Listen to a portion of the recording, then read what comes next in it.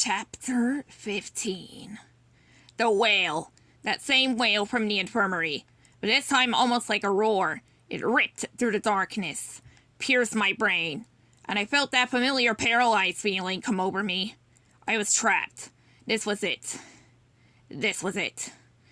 Dot took control of pulling my arm hard and forced me to move, to follow her mad dash across the room. As a loud thud and sounds of scraping and wet panting filled the room, we kept running, away from everything, not knowing what was happening or where we were. We crashed into the lip of the stage hard, falling into the music stands, dropping the flashlight, and I grappled and had to pull myself forward while still holding her hand. "Buddy, stop, listen," she whispered hard into my ear. I couldn't stop. I didn't dare stop. We had to get away. Somehow. "Listen." I scratched at the stage, feeling splinters under my nails.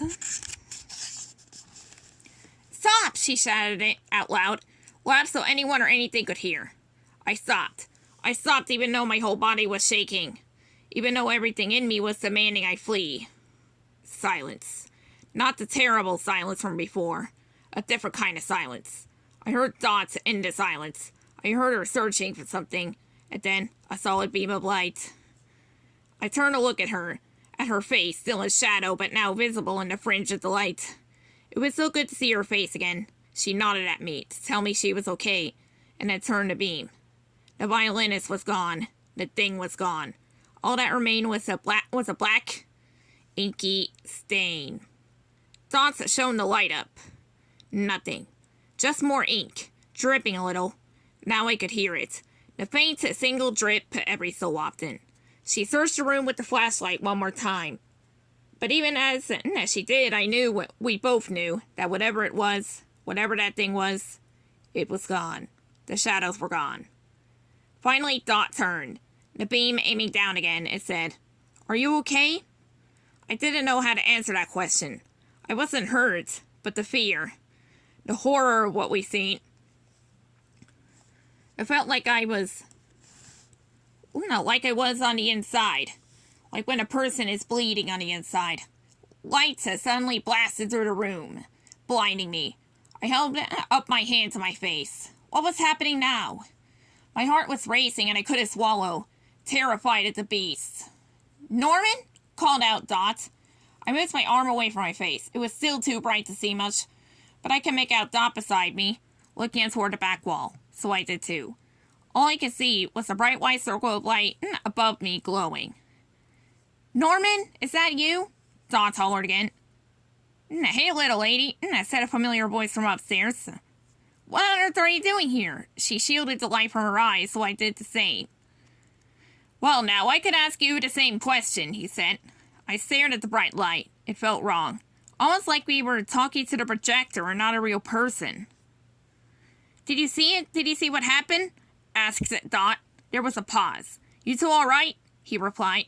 "We're all right. Did you see what happened?" asked Dot. "Not this time," he said. "Heard it, though. That's why I came." Dot turned to me. "Let's go talk to him." I immediately shook my head. The entrance to the projector booth was outside the door. No way. No way was I leaving this room. Not now. Not with that something out there. "Come on. It's safe." As she said in a soothing voice, "We just need to watch the lights." "Safe?" I asked. I couldn't believe it. "Are you kidding me? We have to get out of here." "The two should probably wait a bit before heading back to the elevator. You two should probably wait a bit before heading back to the elevator just in case," said Norman. Sorry. "She's right about the light." "How do you know?" I asked, turning abruptly. I shouted it at him, angry. What did any of us really know about that thing? It didn't make sense in the first place, so how could they know we'd be safe out there? "I know," said Norman. "Come on," said Dot. I shook my head again, but of course I couldn't hold Dot back. And I was definitely not staying behind. I followed her to the door and she opened it carefully, shining her flashlight around the corner. She looked back at me. All good, steady beam. And then there he was, hard in my throat, racing out the music room following Dot, up the stairs and into the small balcony area that served as Norman's projector booth. slamming the door fast behind me. A wave of relief washed over me, but in place of the fear, the reality of everything that had happened to us really hit me. That thing, that inky thing, the violinist, her body on the ground, lying there. It was too much. Too much. I stared out at the booth at the room below, holding tightly onto the railing.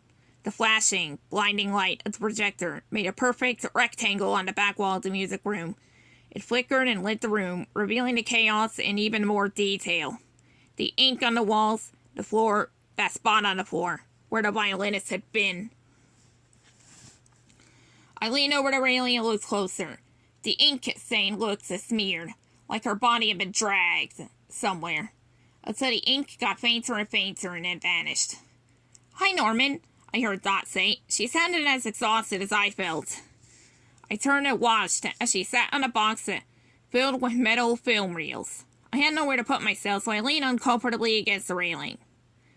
"Y'all happy with yourselves now? See what happens when you stick around all the time? You two and your sneaking," he said, shaking his head. He took a sip from a mug. "But I was certain it was coffee in there." "You've been watching us?" asked Dot. Norman laughed to himself. "Never seen a pair of teenagers stick around so much like you two and yet not fool around at all." I choked on nothing then and then started to cough. "Sensitive boy, ain't he?" asked Norman, looking at Dot. "That was a pretty rude thing to say, though," she said back. Norman shrugged.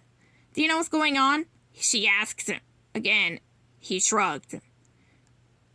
Dot sighed hard. "Norman, you invited us up here. I thought you wanted to talk." "Well," he said, slowly taking another sip from his mug and leaning back in his chair.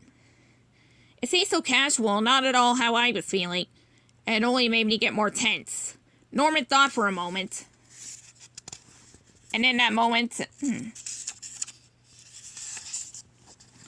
I realized how much he looked like a character from a comic strip. An old gentleman sitting on his front porch. He had a cravat instead of a tie. "If I say you're right, what happens next?" His lined face glowed in the flickering projector, and his bushy eyebrows had such a steep point in the middle, it made him look almost devilish. "Next, you tell us," said Dot. Norman glanced at me. Let's see, gave me the once-over, like people did that first week I was here. But it was like he hadn't really looked at me before now. "Is that what you want to know?" he asked me. Of course. It was an easy answer. I felt tense. I'm pretty sure we should be getting out of here immediately, but still, if you're going to wait this out until whenever then. Yeah, of course he wanted to know what the heck was going on. "Of course," Norman said to himself. He took another sip. He says it's like that, knowing that he's the one who brought this creature upon us. Of course. I felt cold then, like the temperature had dropped and it was winter. Like if I talked, my breath would freeze. "What do you mean?" But I knew what he meant. He meant the infirmary. The thing in the room with the locked door. The door I'd opened. I let it out. Me. It was all my fault. "What do you two know about the ink?" Norman asked instead. "We know Sammy is obsessed with it," said Dot. "So, not much then," said Norman. "How much do you know?" I asked, trying to hold it together. "Everything." Dot shifted in her seat, and I couldn't tell if it was because she was excited to get the truth or annoyed he was being so cagey. "Now tell us," I said. "How much?" he asked. "All of it," I said. "Yes," said Dot with an edge to her voice. Okay, calm down. You're acting like you got somewhere to go." "Well, y'all know no one here in this studio has anywhere to go." I didn't know what that meant. "The beginning, Norman," said Dot. Norman nodded. "The beginning." He leaned back with his mug and put his feet up on the edge of the table holding the projector.